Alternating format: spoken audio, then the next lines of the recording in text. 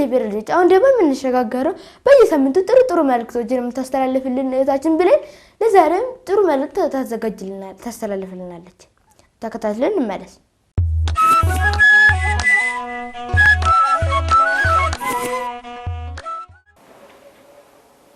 ክርስቶስ ተንሥአ እሙታን በዐቢይ ኃይል ወሥልጣን አሰሮ ለሰይጣን አግዓዞ ለአዳም ሰላም እምይእዜሰ ኮነ ፍስሐ ወሰላም።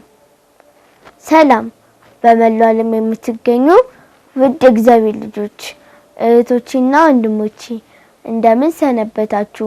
ደህና ናችሁ? እግዚአብሔር ይመስገን እንዳላችሁ ተስፋ አደርጋለሁ። አሜን። የአምላካችን የልዑል እግዚአብሔር ስሙ ዛሬም ዘወትርም የተመሰገነ ይሁን። ውድ እግዚአብሔር ልጆች ለዛሬ የምነግራችሁ ስለ በዓለ ጰራቅሊጦስ ነው። በጥሞና ተከታተሉኝ። ልጆች ቅድስት ሥላሴ ስንት ናቸው? አንድም ሶስትም ናቸው አላችሁ አይደለ? ጎበዞች። ሶስት ናቸው ወይም አንድ ናቸው አይባልም። አንድም ሶስትም ናቸው ነው የሚባለው።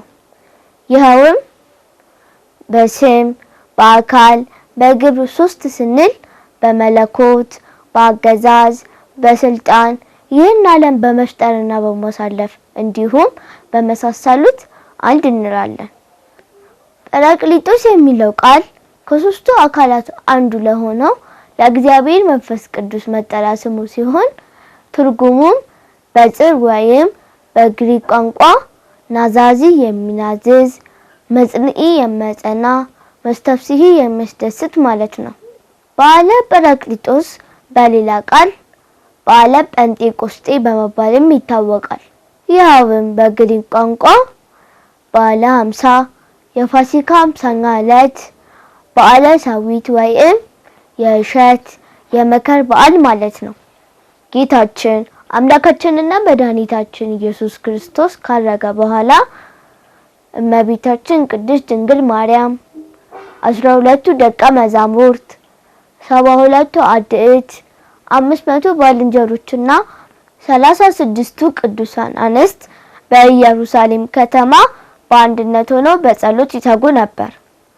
በሚያርግበት ጊዜም በሉቃስ ወንጌል ምዕራፍ 24 ከቁጥር 49 ላይ እንደተጻፈው እነሆ አባት የሰጠውን ተስፋ እኔ ልክላችኋለሁ፣ እናንተ ግን ከላይ ኃይልን እስክትለብሱ ድረስ በኢየሩሳሌም ከተማ ቆዩ ሲል ለሐዋርያቱ በገባላቸው ቃል መሰረት ባረገ በ10ኛው ቀን መንፈስ ቅዱስን ልኮላቸዋል። በመጽሐፍ ቅዱስ በሐዋርያት ሥራ ምዕራፍ 2 ከቁጥር 1 እስከ 4 ላይ እንደተጻፈው በበዓለ ጰራቅሊጦስ ማለዳ ሁሉም በአንድ ቦታ ተሰብስበው ሳሉ እንደ አውሎ ነፋስ ያለ ድምፅ ድንገት ከሰማይ መጣና የነበሩበትን ቤት ሞላ። ከዚያም እንደ እሳት የተከፋፈሉ የእሳት ላንቃዎች በሁሉም ላይ ተቀመጡባቸው። በዚህ ጊዜ ሁላቸውም መንፈስ ቅዱስን ከተሞሉ በኋላ መንፈስ ቅዱስ ባደላቸው መጠን በየሀገሩ ቋንቋዎች ሁሉ መናገር ጀመሩ። ጌታችን መንፈስ ቅዱስን ለሐዋርያት የላከበት ይህ አብይ በዓል ጰራቅሊጦስ ይባላል።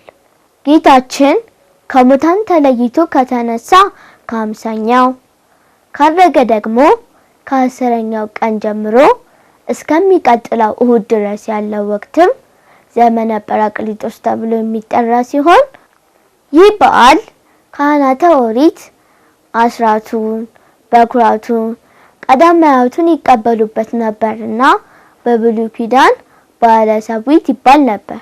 በበዓለ ጰራቅሊጦስም ቅዱሳን ሐዋርያት መንፈስ ቅዱስን ተቀብለውበታልና በበዓለ ሰዊት ምትክ በዓለ ጰራቅሊጦስ ገብቶበታል። የበዓለ ትንሣኤ መነሻ የአይሁድ የፋሲካ በዓል ማለትም በግብጽ እስራኤል ከሞት የዳኑበት የመታሰቢያ በዓል እንደሆነ ሁሉ ለበዓለ ጰራቅሊጦስ መነሻው ይህም የአይሁድ የፋሲካ በዓል ነው። የአይሁድ ፋሲካ ከተከበረ ከ7 ሳምንታት በኋላ በ50ኛው ቀን የሩቆቹ ከከተሙበት ወጥተው የቅርቦቹ ከተሰባሰቡበት ተገናኝተው የበዓሉ ፍጻሜ የሚሆነውን በዓለ ሰዊትን ያከብሩ ነበር።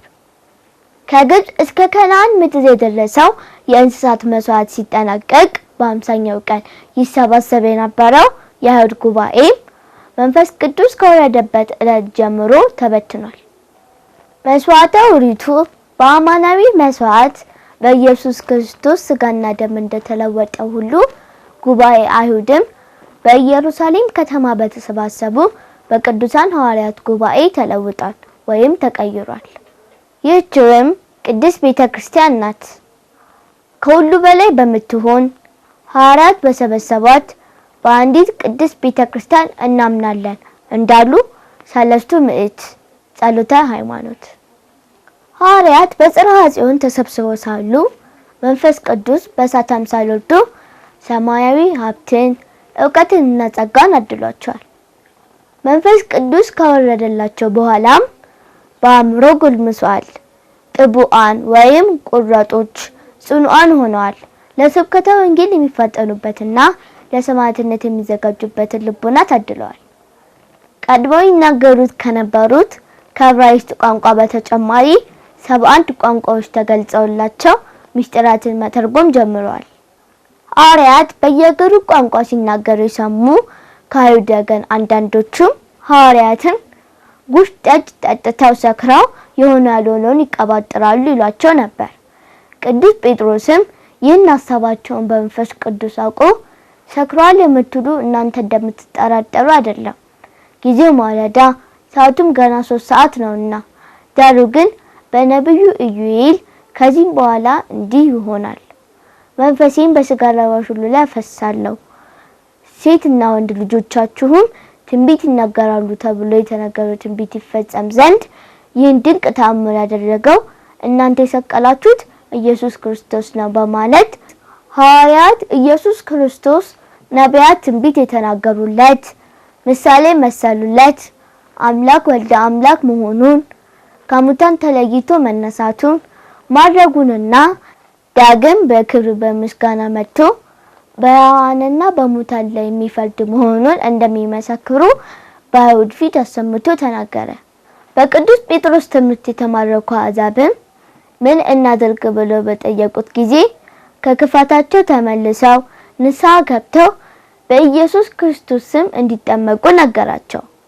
በዛች ሰዓት 3000 ሕዝብ በኢየሱስ ክርስቶስ አምኖ ተጠምቋል። ይህም ሐዋርያት መንፈስ ቅዱስ ከወረደላቸው በኋላ ያደረባቸው የማሳመን ጸጋና ተአምራት የማድረግ ኃይላቸው እንደበዛላቸው ያመለክታል።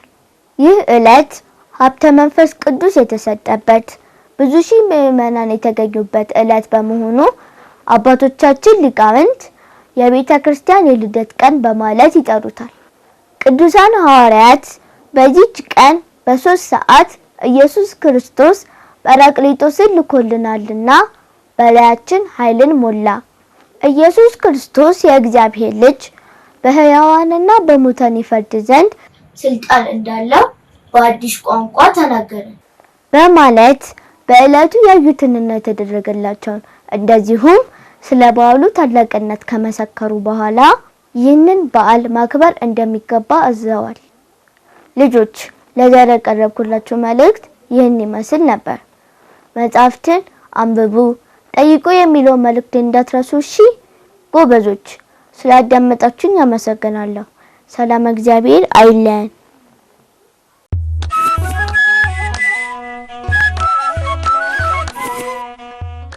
እሺ ልጆች ከመልእክቱ ተመልሰናል። መልእክቱን ለነገረችን ለታችን ብለን እግዚአብሔር አምላክ ቃለ ሕይወትን ያሰማልን። አሜን።